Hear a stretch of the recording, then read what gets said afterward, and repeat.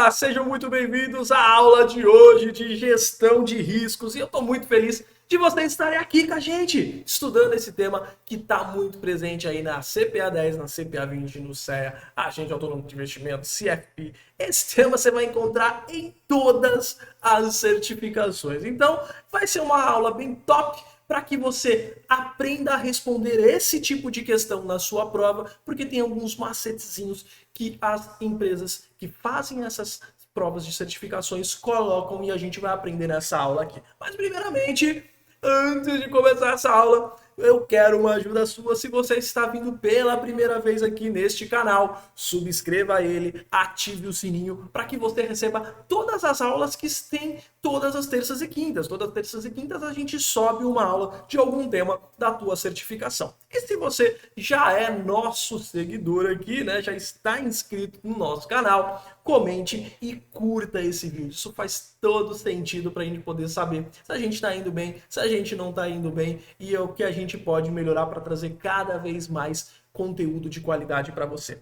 Se você está presente também no Instagram e quer ver todos os dias alguma dica de mercado financeiro, alguma dica de certificação, segue a gente lá, Fernando A. Gaspar e também Lead Invest. E importante, tá? Principalmente para você que está estudando para certificação, baixar o nosso simulado de questões. O que é o simulado de questões? É uma simulação da tua prova. É uma simulação de como você está preparado para fazer sua prova da Ambima, da Ancor ou do CFP, tá? Então, baixa ele está disponível tanto no iOS quanto no Android. Muito legal. Você vai ver que vai te ajudar pra caramba na tua prova. Então, vamos deixar aqui de falar de merchan, falar de toda essa parada, para a gente começar a falar sobre o que mais importa aqui, que é a aula de hoje. A gente vai falar sobre gestão de risco, galera. O que é esse tema, gestão de risco?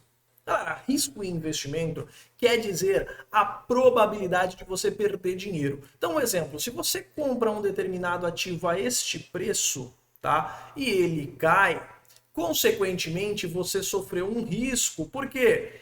Houve uma probabilidade de perda, tá? Houve uma perda financeira com esta valorização ou desvalorização, tá? O que acaba acontecendo nesse tipo de situação? Todo risco é a possibilidade de você perder dinheiro em investimento. Então, anota essa palavra aí.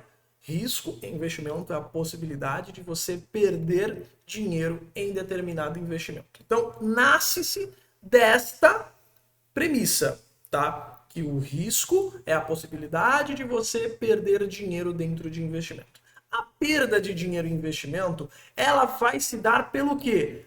Pela diferença de preço. Você compra 1.000 com R$ 1.000 e na hora de você vender, você vai vender, sei lá, por 900.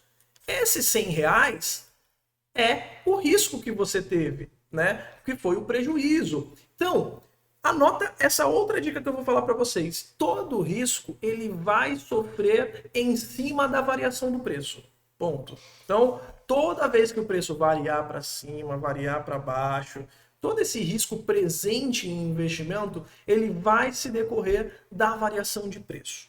Ponto. Aí a gente vai estudar quais são os quatro, que tem o risco de mercado, o risco de crédito, mercado externo, liquidez. Esses são os quatro potenciais riscos que podem fazer com que o seu investimento tenha variação de preço. É importante ter isso em mente porque o risco ele decorre desse conceito da queda no valor do preço que você comprou. Então, tive um prejuízo, isso foi o meu risco. Ou então também quando um investimento ele é muito volátil. Mas aqui vamos focar na questão do prejuízo, que é isso que a prova vai cobrar de você, tá? Então, a gente vai entender como funciona essa estrutura, tá? Quais são os quatro principais riscos e a gente vai começar falando do risco de mercado, galera. O que é o risco de mercado?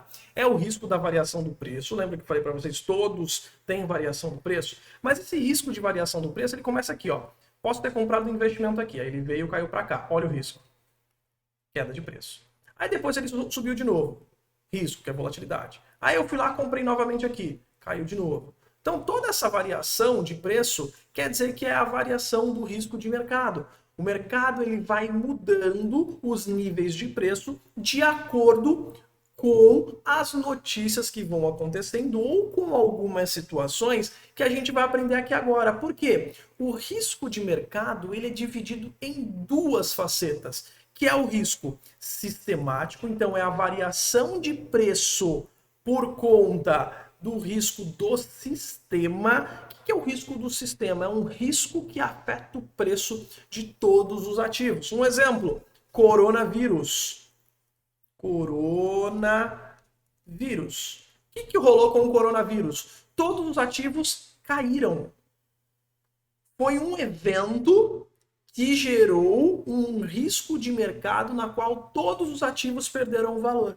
Ele afetou todos os ativos. Ele afeta uma economia, ele afeta um global, tá? Então, um risco sistemático, ele é um risco presente dentro do risco de mercado que afeta todos os ativos. E ele vai fazer o quê? Vai fazer com que o preço tenha mudança de valor, ele tenha volatilidade. Então, é a variação do preço do ativo em decorrência de algum evento sistemático, algum evento maior que fez com que todos os investimentos caíssem. Então, esse é o conceito de risco sistemático. Quando eu tenho um evento, eu tenho uma notícia que afeta toda uma economia. Um exemplo, quando a gente teve o impeachment da Dilma. O impeachment da Dilma foi um evento também de risco sistemático, porque afetou o mercado como um todo. Uma guerra é um risco sistemático, porque ele afeta todos os ativos. Então, são eventos que vão fazer com que afetem os preços das ações ou dos investimentos no mercado financeiro.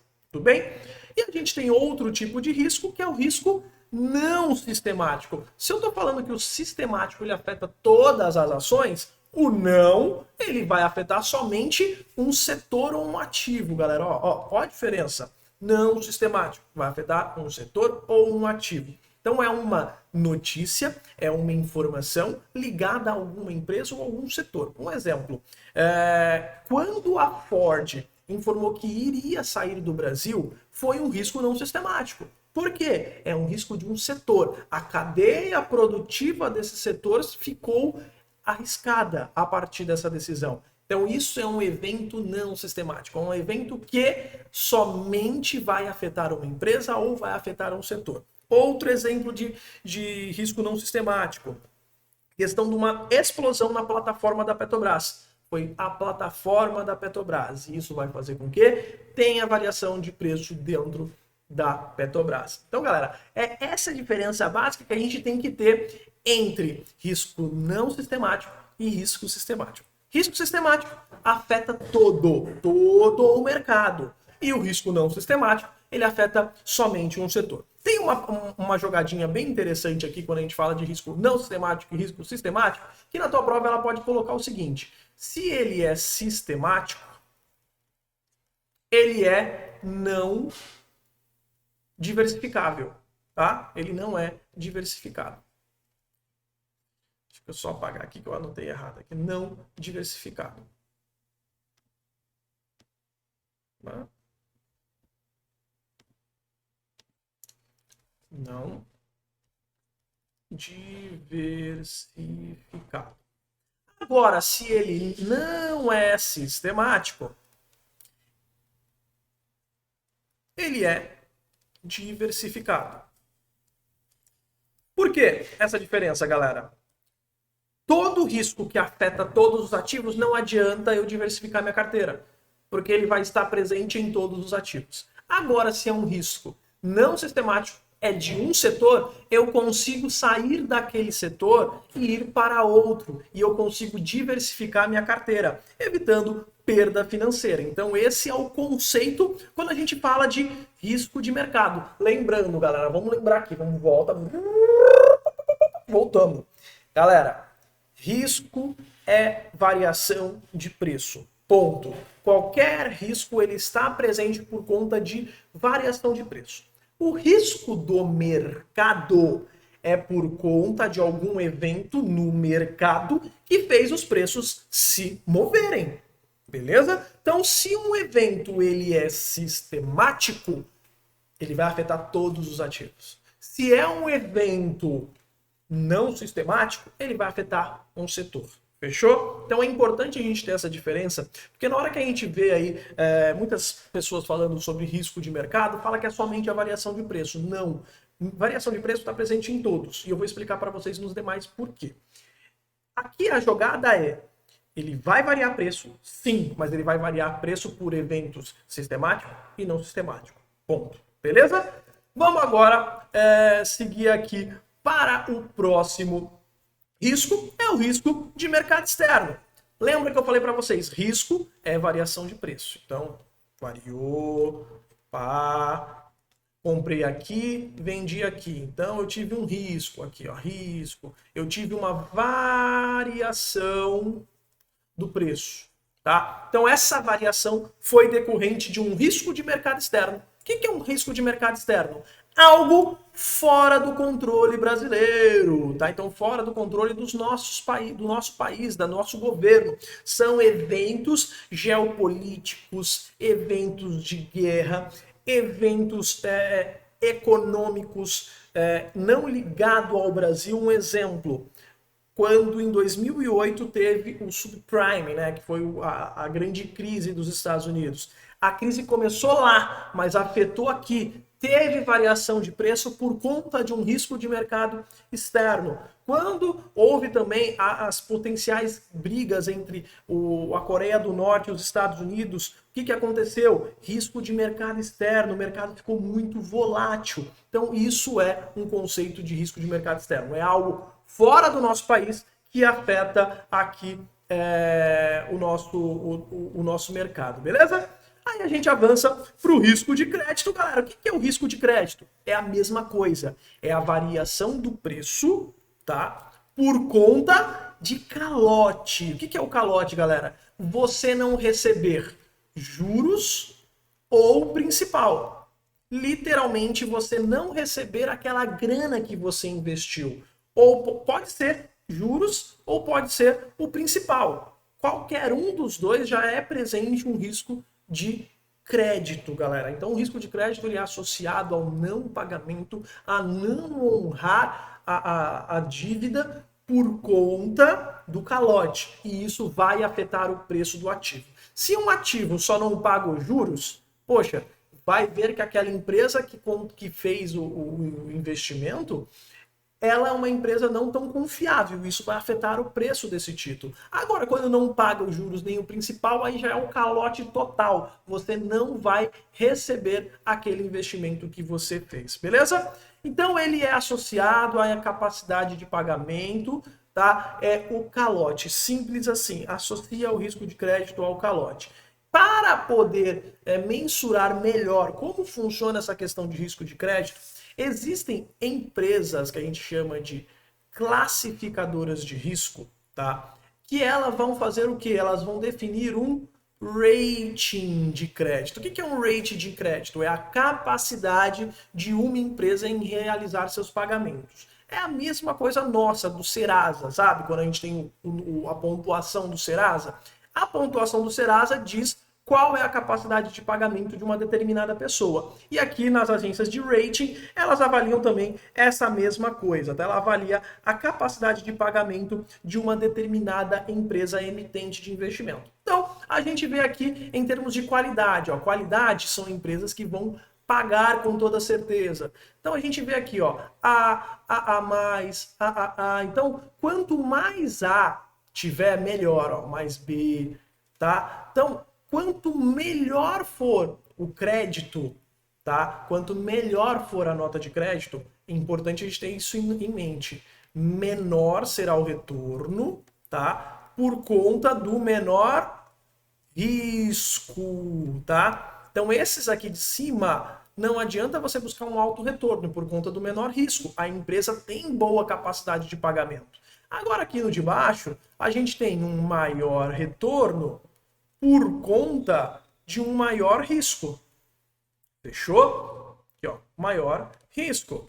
Por quê? Empresas com qualidade de crédito muito ruim, elas são muito perigosas, elas podem dar calote. Pode você não receber nem o seu principal, nem os juros que você também deveria receber. Então esse é o conceito de risco de crédito, quando está associado a calote. Beleza? E a gente finaliza essa parte aqui de risco falando de risco de liquidez, que também é variação de preço, mas é variação de preço por conta do quê? Da dificuldade de vender alguma coisa. É igual olhar esse carro velho aqui. Se você tem um carro velho, galera, é muito difícil você tornar ele líquido. Você vender ele, você converter esse carro em dinheiro. Liquidez é isso. É a dificuldade de conversão de um ativo em dinheiro. Pode ser pelo tempo. Então, um exemplo, eu tenho um ativo que eu pedi o resgate, ele demora dia, que eu pedi, mais 60. Então, isso é um risco de liquidez. Eu demoro 60 dias para receber. Ou também pode ser o risco de liquidez, eu tenho esse carro velho, quero vender ele por 10 mil, tá? Porém, eu só tive uma oferta de 5 mil. Olha a palavra, uma. Eu só tive uma oferta para poder vender esse carro por 5 mil reais. Por quê? Ninguém quer comprar esse negócio. Ninguém quer comprar. Então, para a gente diferenciar mercado e liquidez, o risco de mercado é quando várias pessoas, o mercado inteiro está aceitando determinado preço. E o risco de liquidez é quando eu tenho um ativo ou um investimento ou algum bem que eu tenho poucos compradores, poucas pessoas querendo negociar e elas vão nos entregar aquela promessa, né?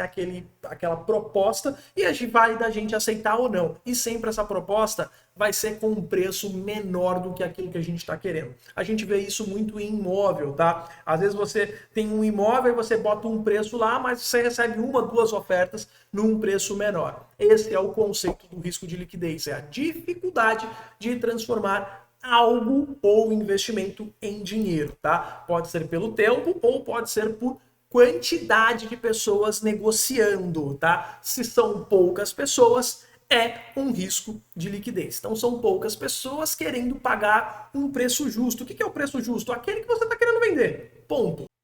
Vamos agora treinar tudo aquilo que a gente viu nessa aula, porque nossas aulas são assim, galera. A gente te ensina, mas também a gente vai te ensinar a pegar na tua mão aí para você responder a questão. Então, vamos que vamos, galera. A variação dos preços, olha, variação dos preços de ativos no mercado financeiro representa o risco.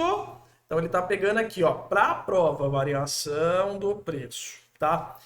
Calote, ele vai ter variação do preço, mas eu não pago os juros ou o principal. Liquidez, eu vou ter a variação de preço. Mas aqui na questão tem que falar que poucos compradores estão disponíveis, tá? Poucos compradores. Então vamos avaliar. Risco de crédito? Não, porque não é calote. Volume também não é. Liquidez também não é, porque liquidez é poucos compradores. Então o risco vai ser o de mercado, beleza? Pega as palavras-chave. A variação de preço de ativos no mercado financeiro representa, aí você não erra a questão, beleza? Próxima pergunta. O ativo A possui maior risco, ó, risca a palavra-chave, maior risco de mercado. O risco de mercado é a oscilação do preço. Em relação ao ativo B. Então, A mais risco que B, beleza? B menos risco. Então, dentro dessa afirmação, o que a gente pode considerar? Ambos apresentam a mesma variação de preço? Não, galera, porque se A varia mais que B, ele não tem a mesma variação. A variação de preço de B é matematicamente maior que A? Não, é menor, tá? Porque se A tem mais risco, A varia mais. B, a variação no ativo A é matematicamente maior que B, sim, aí é a alternativa correta, a alternativa B, galera, beleza? Vamos para a próxima, o risco de mercado externo. Mercado externo, algum evento que não está associado ao Brasil. Então vamos lá. Está associado a fatores ligados à Guerra Fria, que dominou questões geopolíticas. Galera, risco de mercado ele tem que estar presente no momento. Momento, tá? Ele tem que ser atual. Então não é coisa atual. Então não é a alternativa A. Alternativa B. Está associado às interferências e à interdependência entre os diversos mercados financeiros mundiais? Sim, porque fora do Brasil a gente tem interdependência entre os mercados em decorrência da interação comercial financeira entre países no geral. Sim, é um risco associado a interferências, alguma coisa que acontece fora do Brasil que pode afetar o nosso mercado. Então, a alternativa C também não vai ser, por conta de blocos econômicos NAFTA, não tem nada a ver, e que falando de questões de Mercosul também não tem nada a ver, beleza? Vamos para a próxima, o risco de crédito, então, calote. Galera, eu gosto de ensinar vocês assim, para vocês irem entendendo como você vai separando a questão, tá? Então aqui, o risco de crédito, ele está associado ao calote, tá? Ao calote. Ele está associado à capacidade do emissor de um título em não honrar os pagamentos. Então, qual é o pagamento que gera o risco de crédito? Somente dos juros? Não, tem que ser dos juros e do principal. Dos juros e do principal da dívida? Sim, galera, alternativa B. Aqui ele fala somente do principal, não. E somente das obrigações que não possuem garantia real, também não, tá? Se tem garantia real, eu diminuo o meu risco de crédito. Garantia real, galera, o que que é? É algum bem dado em garantia caso a empresa não faça o pagamento, beleza? Então vamos para a próxima. A empresa está com necessidade de caixa e precisa vender um imóvel por 600 mil. Primeira informação, 600 mil. A empresa colocou à venda e recebeu, olha, outra palavra-chave, única proposta. É maior que esse valor? Não, é menor. Então, única proposta de 300 mil. Quando eu tenho poucas pessoas comprando, qual é o risco? Risco operacional? Não, o risco operacional está ligado a alguma falha na empresa, sistêmica ou falha de operação.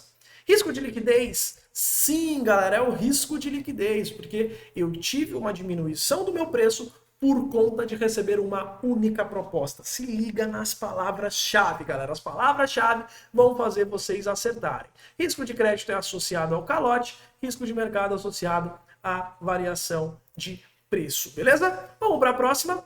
As ações de uma empresa, quando apresentam, olha a palavra, poucos compradores, e esses compradores não querem, olha a palavra, não quer pagar preço justo, pode-se dizer que qual é o risco? De crédito. Galera, ação não tem risco de crédito, então a gente já elimina. Risco volátil? Não, não existe de risco volátil. Risco de venda? Também nem existe risco de venda. O risco é o de liquidez, galera. Por quê? Olha as palavras-chave. Poucos compradores, preço justo, eles não querem pagar, não quer pagar o preço justo, beleza? Então, se liga nas dicas, que as dicas vão fazer com que você passe na tua certificação, galera. Aqui a gente deu muito filé para você não errar esse tema na tua prova. E aí eu te agradeço por você ter aqui participado dessa aula, por você ter colocado energia no seu tempo e você também tem se dedicado para ser aprovado na tua certificação. Porque aqui a gente quer te ajudar a ser aprovado, o nosso principal objetivo é ver a tua aprovação, é ver a tua felicidade no final do exame, né? Vendo aquele aprovado e que você consiga alavancar a tua carreira. Beleza, galera? Então a gente fica por aqui nessa aula de hoje. Meu muito obrigado e a gente se vê na próxima terça-feira, quando a gente tem a próxima aula, beleza? Um grande abraço, galera. Tchau, tchau!